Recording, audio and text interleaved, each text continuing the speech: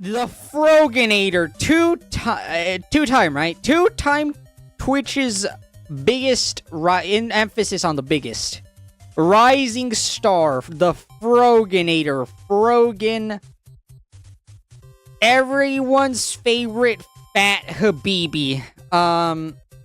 So, for those of you that are not caught up with the situation, basically, we all remember that huge Ethan Klein lawsuit that he launched against Frogan, Caseytron, and Denims. So Caseytron, I believe she settled, if I remember correctly.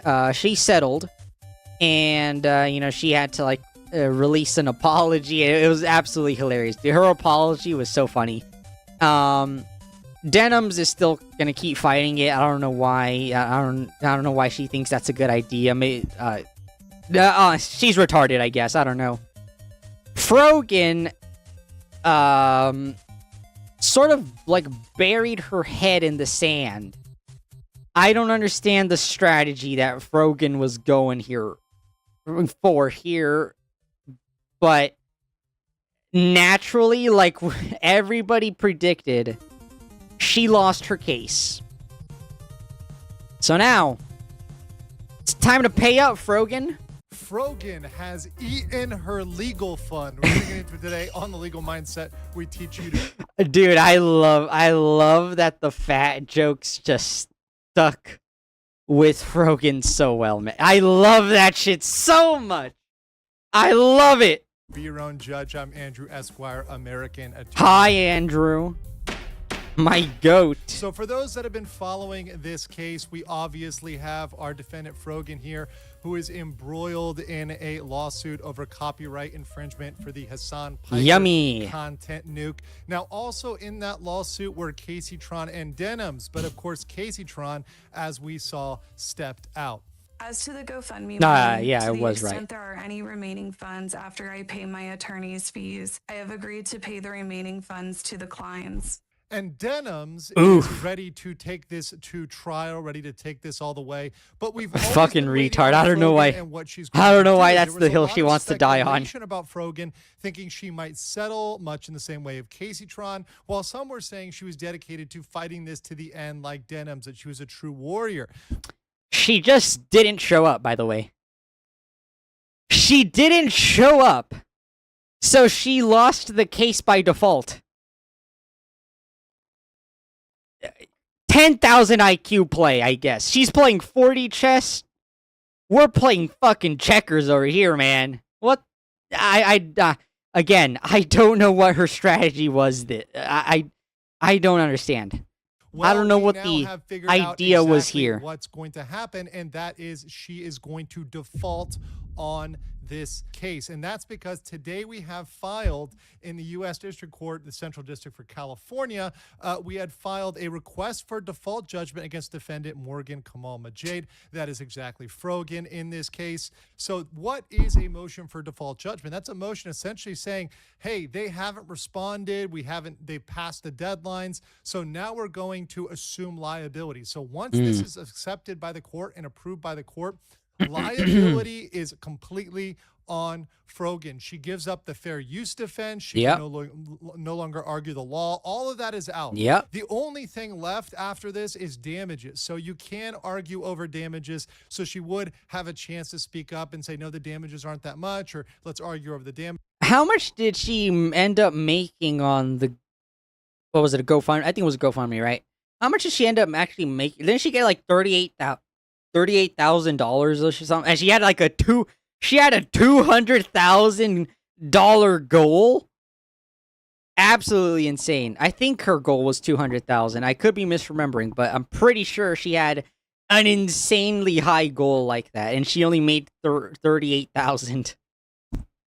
But essentially the trial is over. It's done. She's lost after this point. So let's get through the facts to figure out exactly how bad this was and how much Frogan did not put up a fight.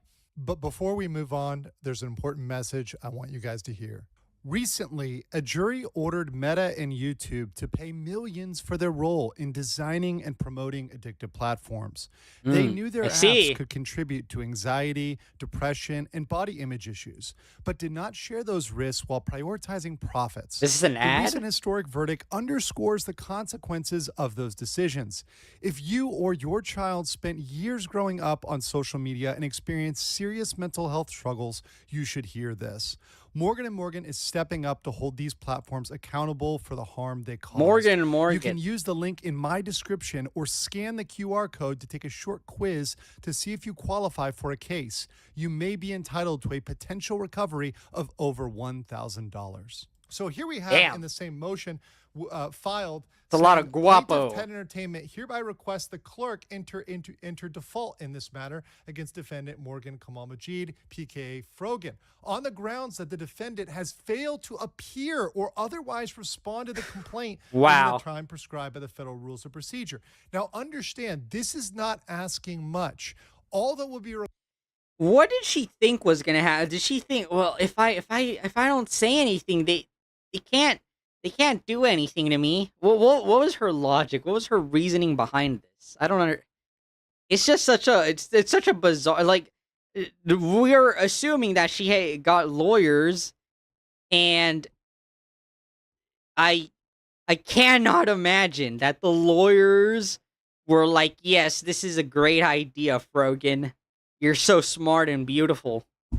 required is a very simple filing. She could have told her lawyer, hey, I'm on a budget. Hey, I don't want to spend that much money. Hey, try to keep this to, just a one pager, the bare bones. Let's just give a basic complaint response so we don't default. They could have kept that to a minimum amount. You can tell your lawyer, hey, keep this cheap, just the bare minimum. I want to delay this. I want to try to push this off. That's definitely something you could tell their lawyer, but they didn't even give that. And they've had almost a year at this point. So since August of last year.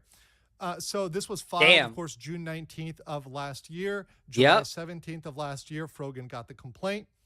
And on August 5th of last year, they had a joint stipulation to extend her deadline from August to October and also give her time for these filings. Since then, they also engaged in settlement negotiations. Now, the counsel for both sides can't talk about the details of settlement negotiation. However, I would like to speculate here, if I may, and I would like to say that they probably did the bare minimum in negotiation to make it kick down the line, to just take this and extend this out as far as possible. Obviously, they didn't come up with an agreeable settlement. And I think during this period of time, Frogan was looking at Casey Tron and her settlement. And she was thinking, hey, look, if I settle, I'm going to have to give all of my legal defense fund over to Ethan Klein. And instead of doing that, let me kick this down Yep. the can and use those funds for my Big Macs. Yes, the giant mountain of Big Macs that we can all see Frogan chowing down on. Oh man, Big Mac fund over this So period of good. time, and It's as so I whittle this good. down, we'll eventually just not ignore it, whatever else. And hey, maybe this will go away. And maybe she got advice that it'd be totally okay for her to just ignore this and default. Maybe she got somebody whispering in her ear, yeah, forget about it. He's not actually going to go after you, or it's going to look bad. And Uh-huh. a sob story. Well, that's not the case. The court, of course, at this point, had every right to enter into a default judgment, which is what Yep. they're requesting. So they informed them on April 20th that they intended to proceed with litigation, gave her 3 weeks, and their deadline to respond was May 11th. That did not come. That day came and gone. And now, boom, we're at default judgment territory. Now, how is this not a scam? Because if we look at her legal defense fund, her lawsuit defense fund on GiveSendGo, she raised almost $40,000, $38,756. I'm surprised I remember that she raised $38K. Good for me, I guess. Including donations that were running up to this day. She was getting donations very, very recently that were coming into her fund. So she's still out there grifting for her legal defense, despite the fact that she hasn't really used this for legal defense. Really, there's been no filings on her part, significant filings, over almost a year. Since August of last year, she really hasn't done anything. So what's going on? Where did all this money go? Didn't she have to use that for legal funds?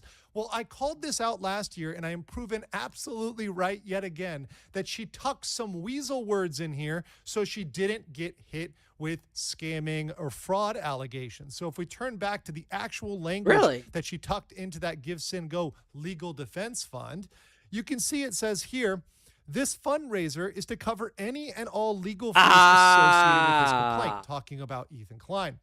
Any counterclaims I may have against him, well, she can't file any counterclaims if she defaults. That's totally gone. So that's some BS to begin with. And then saying any other bills and personal expenses. From lost I wages see, and I damages see. arising from this litigation. So her whole horse is going to be bet on personal expenses and bills. So she used this for rent. She used this once again for the Big Mac fund, chowing down on Cheetos, fried chicken, whatever. The Big Macs. Macs. I mean, she was not using this That In-N-Out tab, buddy. for this fund. And because of that, she's able to That say, hey, I didn't Chick-fil-A. scam you because I put personal expenses in there. So you can't sue me. You guys can't. Yeah, come you back big and say I dummies. defrauded. Chat. Sentient beings. All right? Sentient beings. All right? With brains like you and me. Gave this woman money for a case that she was going to lose. Insane work. You because, hey, I disclosed this could be my personal expenses. Yep. So in judgment here, looking at this, I absolutely believe that she clearly used this for her personal expenses chiefly. Because she really didn't do anything in this lawsuit significantly, her legal bills are probably no more than a couple $1,000s in this. Over totaling based on what she did. She really didn't have to spend more than that for what she's done so far. It really isn't that expensive to just, go and have settlement negotiations, do some bare bones work, etc. And not even filing a response, a basic short 1-2 page response, something very simple, is absolutely disgraceful, having put up a legal defense fund. Not $38,000. Not even taking this to summary Didn't even judgment try. or a further stage where she could Didn't try even to fucking make try. an attempt to argue the law, try to do what Denham's did. She's not even gone as far as Denham's, right? Denham's at least shown, hey, she's willing to put up some level of fight in this. She hasn't even tried. Frogan has honestly, been respect in to her room, Denham's. not doing anything. Even though I think that she is likely going to lose and end up giving a bunch of money to, Ethan Klein, respect for the warrior mentality, I guess. Thing with this. And if you look at the actual liability, it's going to be large. It's going to be over $200K. Likely the statutory damages alone are up to $150K, and that doesn't include any of Frogan's profits or any of Ethan's lost revenue. So if they're able to cobble together 50 or 100K of lost profits or Frogan's revenue, something like that, as well as attorney's fees, because Ethan can tack his attorney's fees onto this, that certainly is going to be expensive, because we all know that Ethan has the best lawyers on this that are very expensive. That's certainly going to get over $200K. So we're looking at a 6-figure amount. That's going to be a lot for Frogan, for someone who is constantly begging for money and saying she's broke. So what do I think her strategy is? I think it's to declare two-time rising star, by the way, chat. Two-time. How on earth is that possible? personal bankruptcy. I think her strategy all along has been to deplete these funds, so even if Ethan Klein wins, she can say, hey, that fund is empty. I already drained that fund, so you can't get anything from that, and I am personally broke. She will declare bankruptcy after the judgment. So, hey, you're not going to get anything from me. So I think that's her strategy. Now, that doesn't always work out. In some cases, there can still be liability attached. Now, that's going to be up for Ethan Klein to figure out that and fight that battle. But I think that's going to be her strategy in all of this. But without a doubt, we can say that Frogan ate it all. I want to know what you guys think in the comments below, and I will catch you on the next one. Wow. That's honestly impressive. I am just... I don't have the words to describe what I'm feeling right now. $38,000. $38,000 for what? For what? For her Big Macs and her fucking ice skating trips and her expensive ass nails. Zero attempt to fight this. She didn't even do the bare minimum. I bet, honestly, I can't even say that with confidence. I was gonna say, I bet the people that gave her money really feel retarded now, but I honestly, I can't even say that with full confidence. Wow. Yeah, the Froganator, 2-time Twitch rising star, spent her $38K on Big Macs, allegedly.